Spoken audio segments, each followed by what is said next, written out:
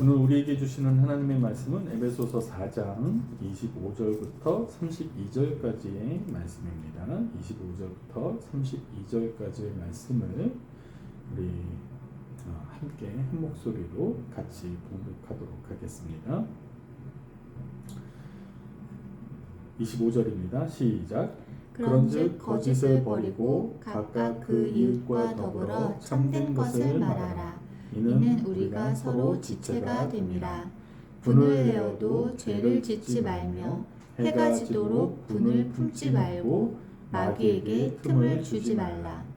도둑질하는 자는 다시 도둑질하지 말고 돌이켜 가난한 자에게 구제할 수 있도록 자기 손으로 수고하여 선한 일을 하라.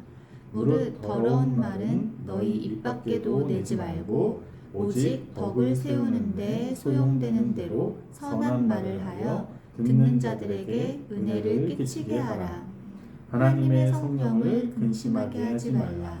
그 안에서 너희가 구원의 날까지 인치심을 받았느니라.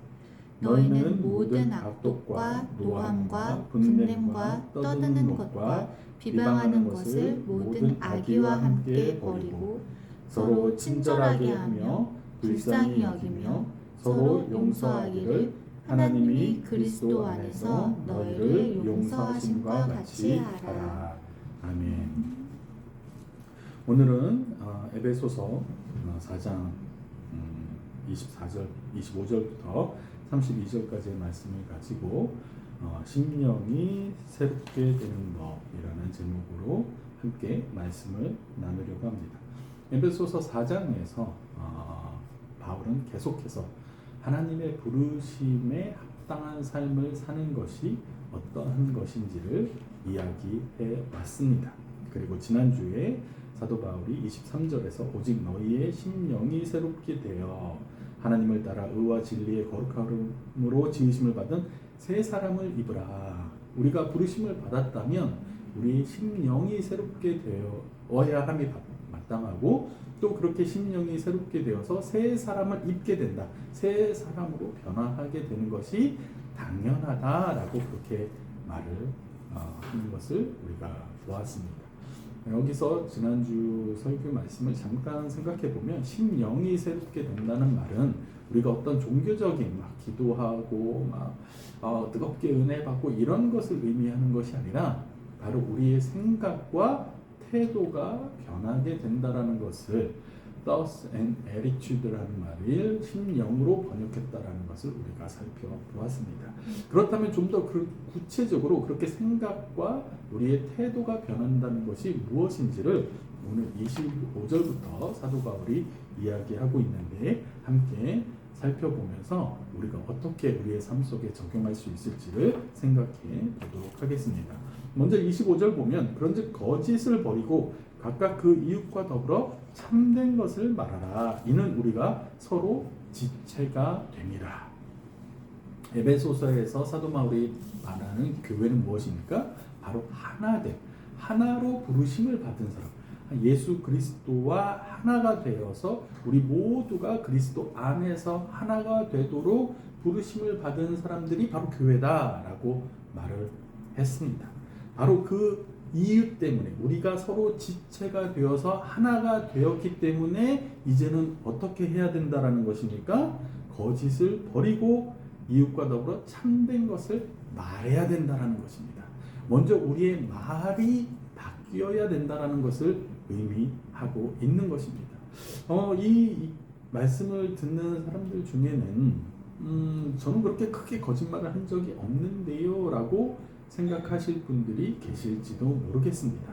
그러나 여기서 의도적으로 하는 거짓말을 말하는 것이 아니라 우리가 은연중에 사실이 확인되지 않은 것들 그리고 그냥 내 생각대로 내가 해석해서 말함으로써 다른 사람들에게 오해를 불러일으키거나 상처를 줄 수 있는 그런 말들까지도 조심해야 된다는 것을 말하고 있는 것입니다. 다시 말하면 우리가 말하는 데 있어서 굉장히 신중해져야 된다라고 말을 하고 있는 것입니다. 사실 우리가 관계 속에서 상처를 받을 때는 어느 때입니까? 대놓고 거짓말을 하는 사람들에게는 그렇게 크게 상처를 받지 않습니다. 대놓고 거짓말을 하는 사람들은 저 뭐야? 왜 그래? 뭐 말도 안 되는 소리를 하고 있어? 이렇게 말하면서 무시할 수도 넘어갈 수도 있는 경우들이 많이 있습니다. 그런데 정말로 상처가 되고 다른 사람에게 아픔을 주는 말들은 어떤 말입니까? 우리가 흔히 말하는 카더라 통신이에요. 확인되지 않은 사실들, 내가 내 맘대로 해석하고 내가 상황을 유추해서 아 이랬었대 저랬었대 라고 말하는 것들, 그것들이 소문에 소문을 더하면서 부풀려지고 더 커져서 결국엔 그것을 듣는 사람들로 하여금 상처를 받고 마음이 상할 수밖에 없게 하는 것들, 그런 것들이 바로 지금 사도 바울이 말하고 있는 참되지 않는 것들, 거짓들이라는 것입니다. 우리가 교회 안에서 보면 확인되지 않은 말들을 혹은 내가 해석하고 내가 판단한 것들을 마치 사실인 것처럼 이야기를 하는 경우들을 너무나도 많이 보게 됩니다. 내가 의도적으로 거짓말을 한 것은 아니지만 나쁜 의도로 나쁜 마음을 먹고 거짓을 말한 것은 아니지만 그냥 내가 생각했던 거, 내 해석, 내 판단이 마치 사실인 것처럼 그렇게 말을 하고 그것 때문에 상처를 받고 그것 때문에 관계가 틀어져 버리는 경우들을 우리는 굉장히 많이 본다는 것입니다. 우리는 바로 우리의 입술에서 나오는 말을 조심해야 된다는 것들, 의도적으로 내가 나쁜 마음으로 거짓을 말하는 것이 아니라 할지라도 확인되지 않은 것들을 함부로 말하면 안 된다는 경고를 우리는 주의 깊게 들어야 되는 것입니다. 그리고 나서 26절과 27절의 사도 바울은 또 뭐라고 경고를 하고 있습니까? 분을 내어도 죄를 짓지 말며 해가 지도록 분을 품지 말고 마귀에게 틈을 주지 말라. 다른 사람에게 하는 것을 말했다면 이번에는 자기 스스로에게 적용할 수 있는 것을 이야기하는데 분을 내어도 죄를 짓지 말아라 라고 말을 하고 있습니다. 무슨 말이냐면 인간은 분을 낼 수 있는 거예요. 분을 내지 말라고 말을 하고 있지 않습니다. 분을 내는 게 죄다라고 말을 하고 있지 않아요. 우리가 분이 나고 화가 나고 감정이 상하는 것은 인간의 자연스러운 감정 중에 하나이기 때문에 누구라도 그렇게 할 수 있습니다. 누구라도 화가 날 수 있고 누구라도 분이 날 수 있음을 사도 바울도 인정하고 있지만 그것 때문에 더 죄를 짓게 되는, 예를 들어서 내가 짜증이 나고 내가 화난다고 해서 다른 사람에게 더 함부로 대하고 더 심한 말을 하게 되는 경우, 내가 짜증이 나고 내가 화난 건데 그것 때문에 주변 사람들을 힘들게 하는 경우, 그것들이 바로 분을 내므로 말미암아 내가 더 큰 죄를 짓게 되는 경우라고 할 수가 있겠습니다. 그리고 또 그 분을 잘 다스려서 해가 지도록 분을 품지 말아라. 분이 날 수는 있으나 그 화남에 그 분통에 막 매몰돼서 그것을 계속 끝까지 부여잡고 그냥 밤이 되도록 그 다음날이 되도록 계속 그것 때문에 자기를 괴롭게 하고 주변 사람들을 괴롭게 하는, 그렇게 하지 말아라. 그렇게 하는 것은 27절에 보니까 마귀에게 틈을 주는 것이다. 내가 분을 내므로써 더 큰 죄를 범하고 분을 풀지 못하고 그 분을 다스리지 못하고 그거에 얽매여 있고 그것에 묶여 있는 것은 결국 마귀에게 틈을 주는 것이다. 우리가 심령이 새롭게, 우리의 생각이 새롭게 되고 우리의 태도가 새롭게 된다면 당연히 말을 조심하게 될 것이고요. 내 안에서 일어나는 일들을 잘 살펴서 아, 내가 왜 이렇게 화가 나고 내가 왜 이렇게 분을 내고 있는가 를 생각하면서 그것을 하나님이 기뻐하시는 방법으로 돌릴 수 있게 그 분을, 화를 다스릴 수 있는 상태로 나아가는 것, 그것이 바로 우리의 심령이 새롭게 된다는 것의 참된 의미일 것입니다. 또한 거기에서 한 단계 더 나아가고 있는 모습을 보는데 28절과 29절에 보면 도둑질하는 자는 다시 도둑질하지 말고 돌이켜라고 말합니다.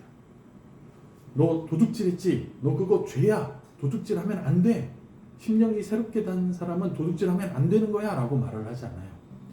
도둑질을 한 사람은 그냥 그것을 멈추는 데서 끝나는 것이 아니라 거기에서 돌이켜서 가난한 자에게 구제할 수 있도록 자기 손으로 수고하며 선한 일을 해라라고 말을 합니다.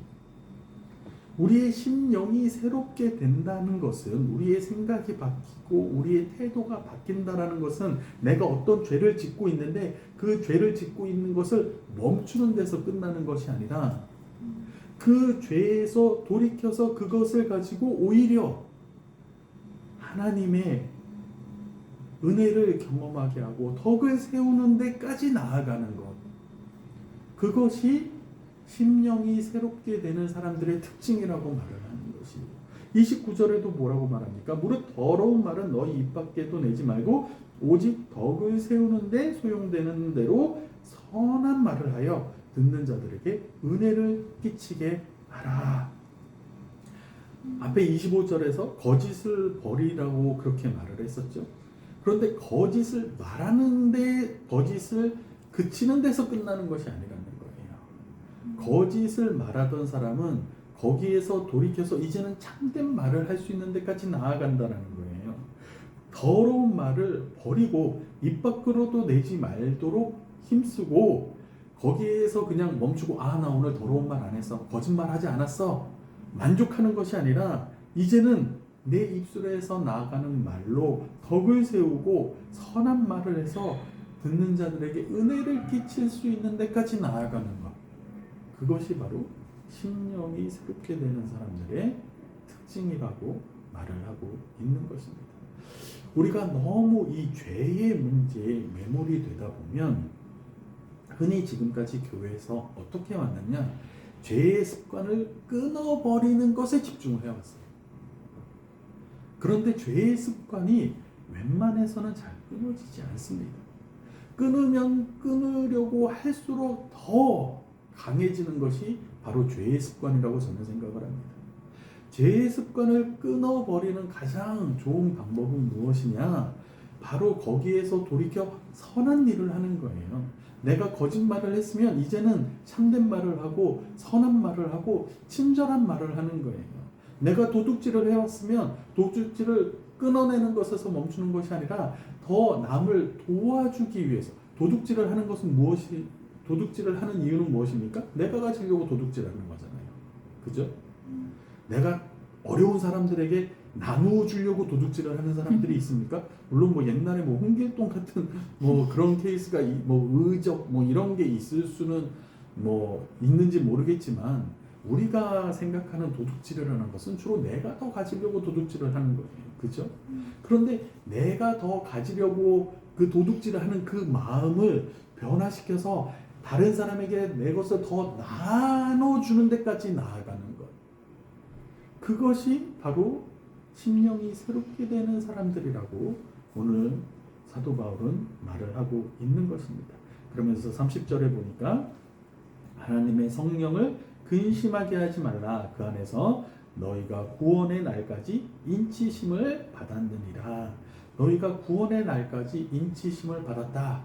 앞에서 한 말을 다시 반복한 거예요. 너희는 부르심을 받았다, 이 얘기입니다. 너희는 하나님의 자녀로 부르심을 받았다. 너희는 이제 더 이상 죄인으로 살아가는 것이 아니라 하나님의 자녀로 하나님의 부르심을 받은 사람들이다라는 것을 구원의 날까지 인치심을 받았다. 하나님께서 보증해 주셨다라고 말을 하는 거예요. 그런데 그런 사람들은 성령을 근심하게 하는 삶을 살면 안 된다라는 것입니다. 성령을 근심하게 하는 것들을 다시 한번 반복해서 설명하면서 사도 바울은 강조하고 있는 모습을 볼 수 있는데, 31절과 32절을 보시면 너희는 모든 악독과 노함과 분냄과 떠드는 것과 비방하는 것을 모든 악의와 함께 버리고 서로 친절하게 하며 불쌍히 여기며 서로 용서하기를 하나님이 그리스도 안에서 너희를 용서하심과 같이 하라 라고 말을 하고 있습니다. 성령을 근심하게 하는 사람은 어떤 사람일까요? 여전히 노함과 분냄과 떠드는 것, 비방하는 것들을 버리지 못하고 불친절하고 이기적이고 용서하기보다는 서로 비방하기에 앞장서는 사람들이 바로 성령님을 근심하게 하는 사람들이다라고 사도 바울은 말을 하고 있습니다. 오늘날 우리 그리스도인들이 이것을 잘 생각해 봐야 된다라고 저는 믿습니다. 성령님이 근심하는 이유는 우리가 기도를 안 해서, 성경을 안 읽어서, 예배를 제대로 드리지 않아서, 교회를 열심히 나가지 않아서 아니에요. 성령님은 그런 것 때문에 근심하시지 않습니다. 저희 부모님 세대 때에는, 저 어렸을 때에도 주일 성수하는 거에 아주 엄청난 일이었어요. 주일 성수 안 하면 큰일 나는 줄 알았어요. 주일날 교회 안 나가면 벼락 맞는 줄 알았어요. 하나님이 막 화내서, 왜 그런 거 있잖아요. 주일날 뭐 때문에 교회 빠졌는데 월요일날 가다 교통사고가 났어요. 아, 내가 주일날 예배 안 드려서 하나님 그러시지 않는다라는 거예요. 주일날 교회 한 번 안 나가는 것 때문에 성령님이 근심하시고 하나님이 화내셔서 우리에게 벌을 주시고 이런 하나님 아니라는 거예요. 우리가 열심히 기도 안 해서, 성경 안 읽어서, 물론 기도 열심히 하고 성경을 잘 읽는 것이 하나님과의 깊은 관계 속으로 나아가는데 필수적이고 당연히 해야 되는 것이긴 하지. 그러나 그것 때문에 성령님이 근심하는 것이 아니라, 우리가 하나님을 믿는다고 하면서도, 하나님의 자녀가 되었다고 하면서도 여전히 화를 참지 못하고 다른 사람들을 비방하고 아무렇지도 않게 거짓을 말하고 친절하지도 않고 이기적이고 서로 용납하지 못하는, 나와 다른 사람들을 멀리하고자 하는 그 본성에 충실한 삶을 살아가는 그러한 우리의 모습 때문에 성령님은 근심하고 계신다는 거예요. 기독교 역사적으로 친절함은 그리스도인들의 굉장히 중요한 덕목 가운데 하나였습니다.